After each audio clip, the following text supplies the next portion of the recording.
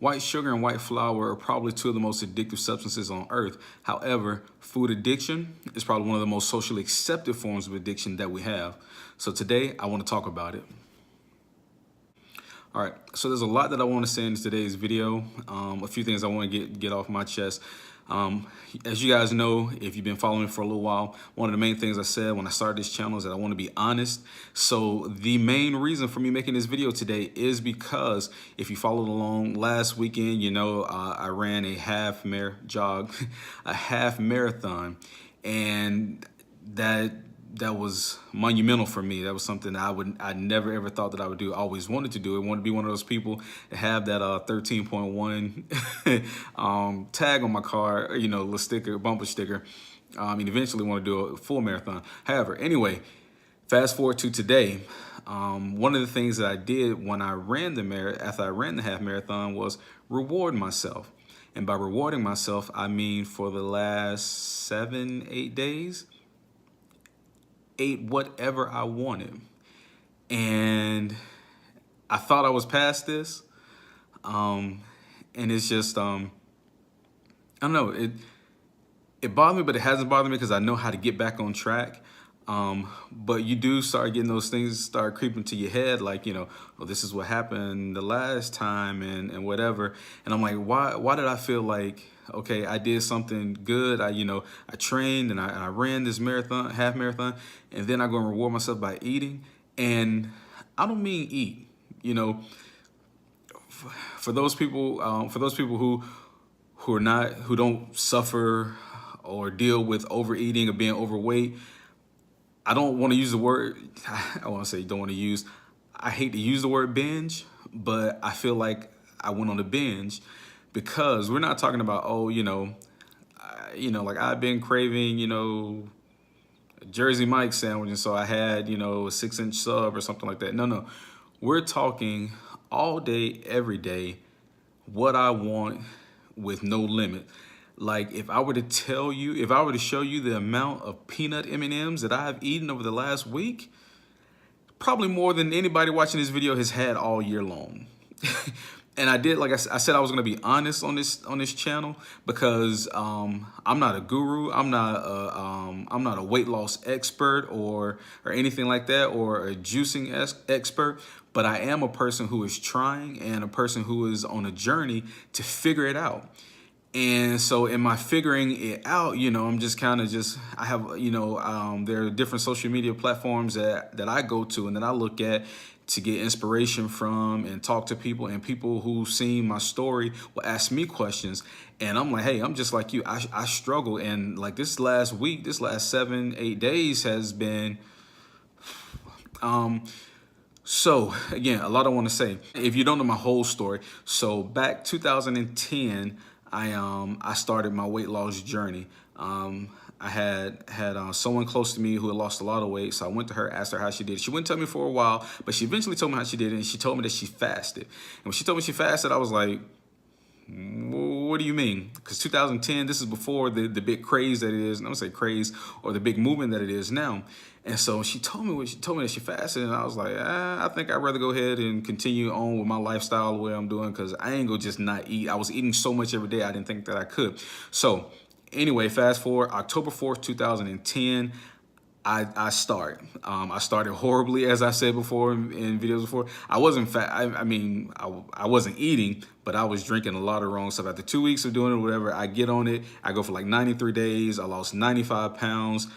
So October the 4th, January 3rd, I did that. I lost like 95 pounds in that time. And from October 4th, 2010 to June 21st, 2011, I lost 175 pounds.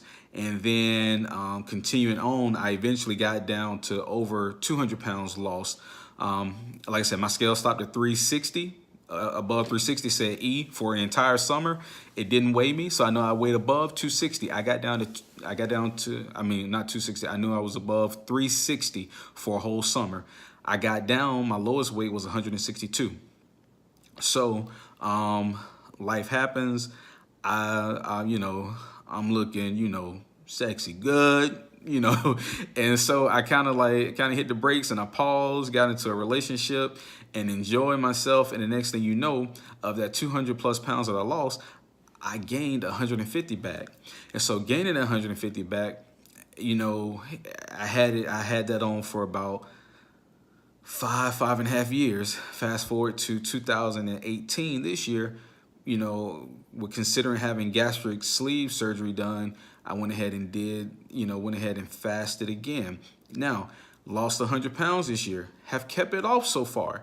However, I'm not there yet where I want to be. Now, I said, you know, staying off the scale as far as letting that be my guide as far as my weight, or letting that be my happiness. I didn't want the scale to be my happiness, because you have water weight, you have fluctuations, and that scale every day would drive me crazy. So judging by my clothes, I know I still got a ways to go. I still think I got like another 50, 60 pounds to go. But I do know from the times that I have gotten on the scale, that fluctuation of the 100 pounds lost has fluctuated between 105 and going back down to 80, because I'll go anywhere from 201 all the way back up to 220. So fluctuating in between there. But as I've said before in some of my videos, I think when it comes to food, you know, like I'm not an alcoholic. I've never been addicted to drugs or anything like that. So I don't know what it's like to be in that mind frame of those individuals who are. But I do feel and believe, and I could be wrong, but it's like with food, food is socially acceptable. You have a good day, man, you know, or something happens, you celebrate with food. At the end of the half marathon, you know, add donuts and add pizza and all that kind of good stuff. You know, if something goes wrong, if you lose a loved one, you know, the first thing people do is they start bringing you food, you know, just, you know, it's that comfort. And for some people, they're fine. Like I know, like my dad, we call him the food police, because he'll sit back and say, you know, like, no, you can't eat all that. You shouldn't eat all that. You're like, you can't tell me what I eat and what I want. I mean, I remember, you know, him saying, like, I mean, when I was younger, he would eat. We would go places, like he would eat dessert first, because that was his favorite thing to do, to have the dessert. And so he knew if he ate the food first, if he ate his meal, he would be too full to eat the dessert. Me, in my head, I'm thinking, you just stuff it on in there. And I think for people who are addicted to food, you know, that's that mentality that you have. You eat, you overeat. And, you know, and even going back as far as my own personal story, even when I was in high school and middle school, I was, you know, I don't want to use these words, but, you know, somewhat bulimic, you know, where I remember joining the track team because I was trying to lose weight. And of course I couldn't outrun nobody, but it's like, you know, trying to lose weight, wouldn't eat anything all day, and would go to track practice and do that, you know, have football practice and all that stuff.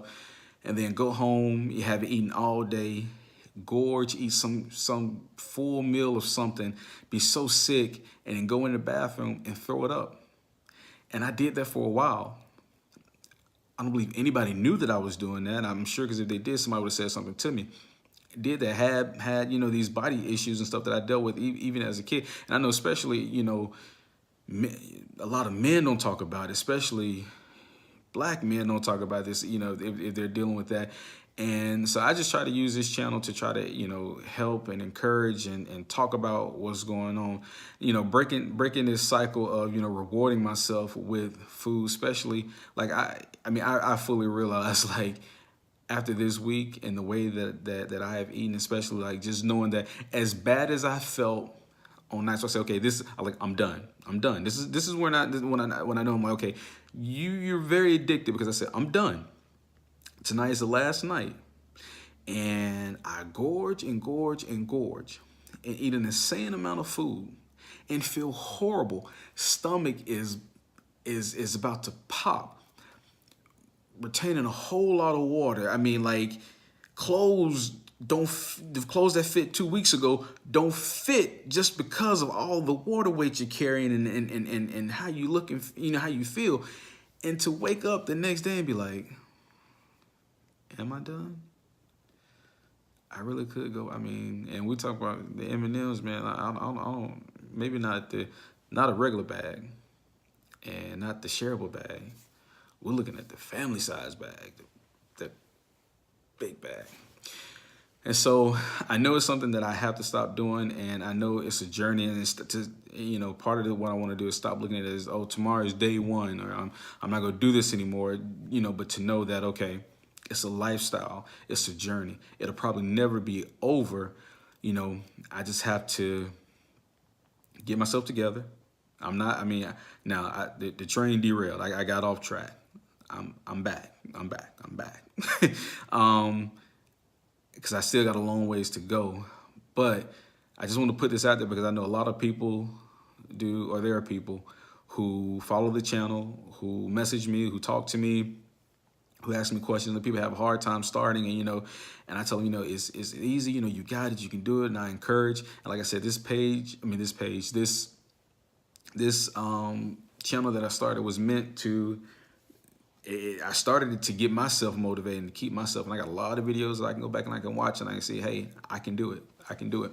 And so I did want to talk about it, being addicted to, the sugars and the white flour. I don't know the way out yet or how I'm going to do it.